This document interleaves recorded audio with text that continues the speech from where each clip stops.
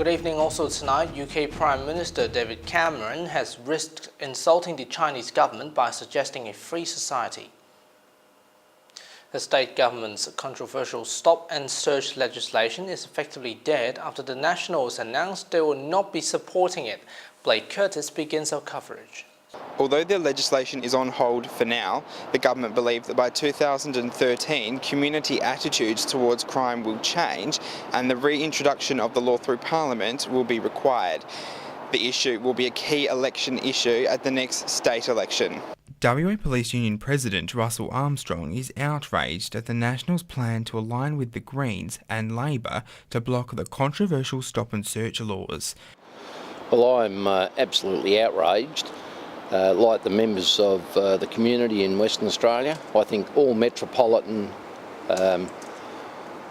members of WA would be absolutely amazed that the National Party have blocked such an important piece of legislation for West Australians.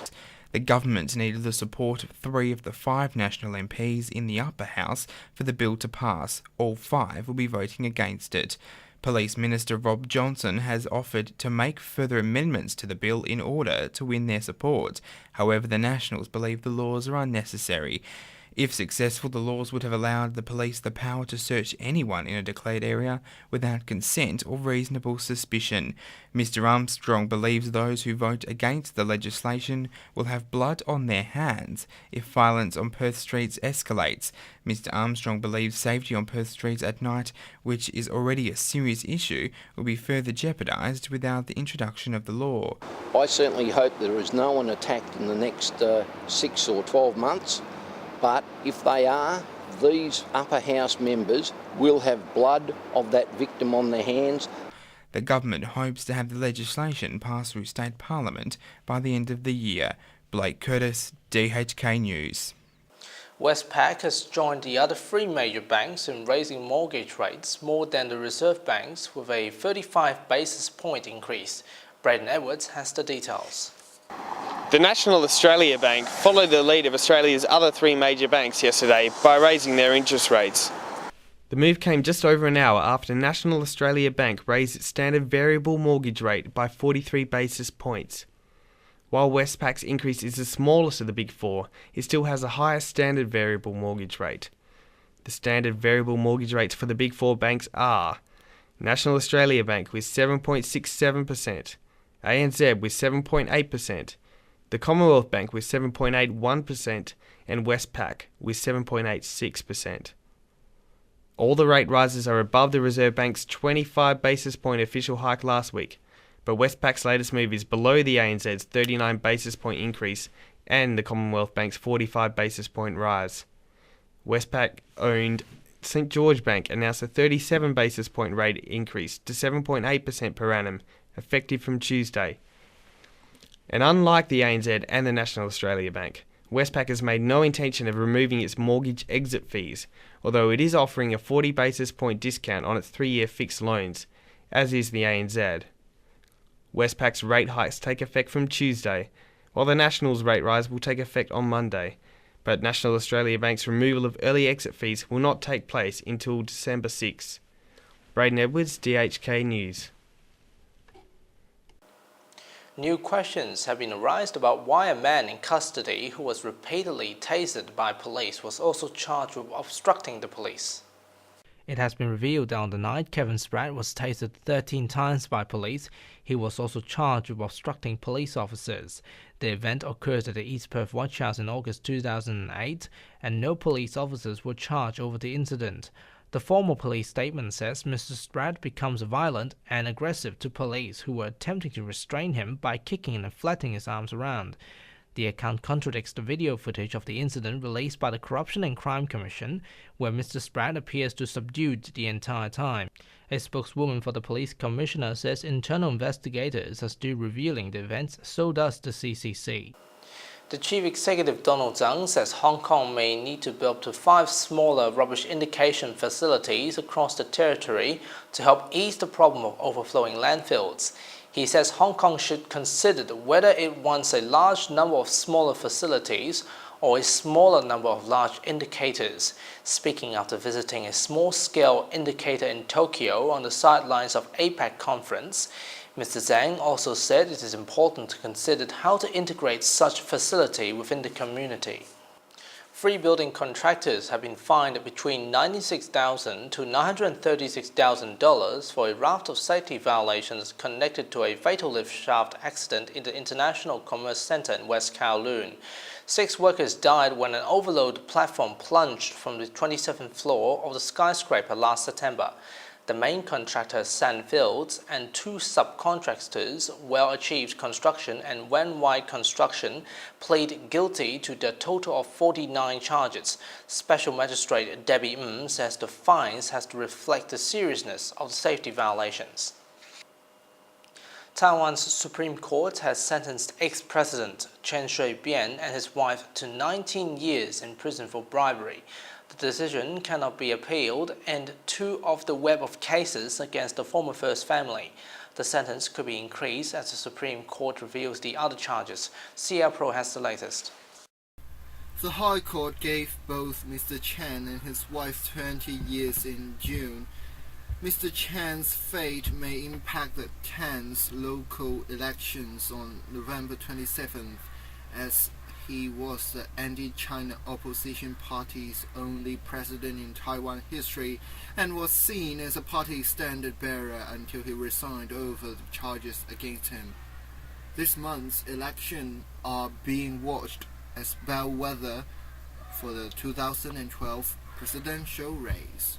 Mr. Chen, who was been in jail for 2 years pending trial and would become the first Taiwan ex-president to do prison time, rejects the charges and calls them politically motivated. He is talking to his lawyer about any possible last-ditch moves, a spokesman for his foundation said. In office from 2000 to 2008, he advocated Taiwan's formal independence from China.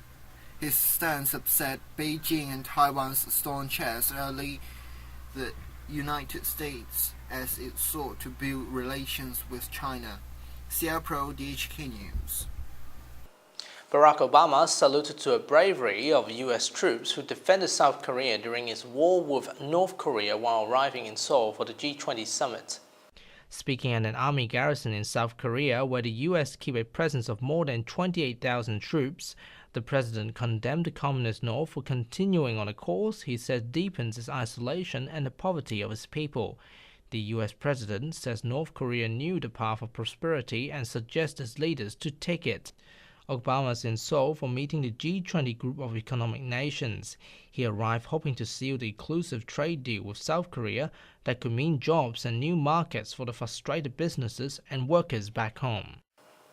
David Cameron has risked infuriating China's communist authorities by strolling the virtues of political democracy and free press by saying he hoped China would develop a greater political opening.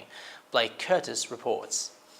Mr. Cameron accepted that Britain's society was not perfect and insisted he was not trying to lecture the Chinese or claim a position of moral superiority, but he said Britain's democratic traditions make our government better and our country stronger, adding the rise in economic freedom in China in recent years has been hugely beneficial to China and to the world. Mr. Cameron is understood to have raised the detention of Nobel Peace Prize winner Liu Xiaobo at a banquet hosted by Premier Wen Jiabao on Monday night. He has made it clear that he will continue to make the case for human rights, insisting that being able to talk through these issues, however difficult, makes our relationship stronger.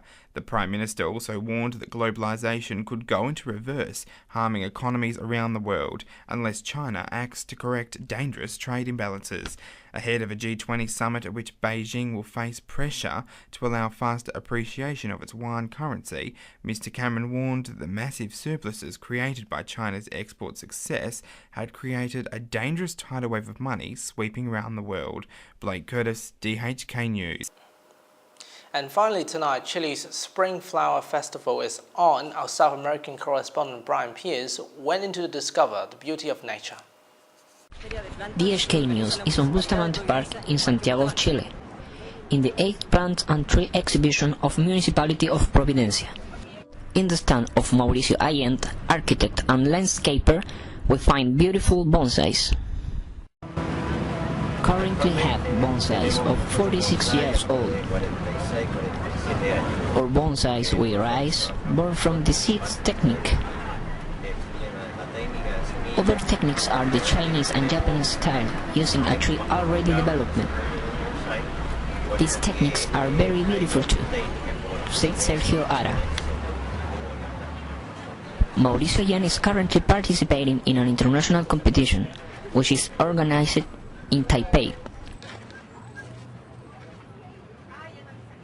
Me parece maravilloso, yo vengo recién entrando, pero en todo lo que he visto es una hermosura. La variedad que hay, me encanta todo esto. Compost can be rich in nutrients. It's used in gardens, landscaping, horticulture and agriculture. In the city, in buildings where we have no patio, but we have a terrace, we can composting and recycling. Many of our clients are people of the city that has no space, only a terrace. So that is not a problem. We sell 100% natural products that aid in the composting process. As we can see, composting and recycling can be an easy way to save our planet. Y esto es una solución en agua de aceite esencial de lemongrass.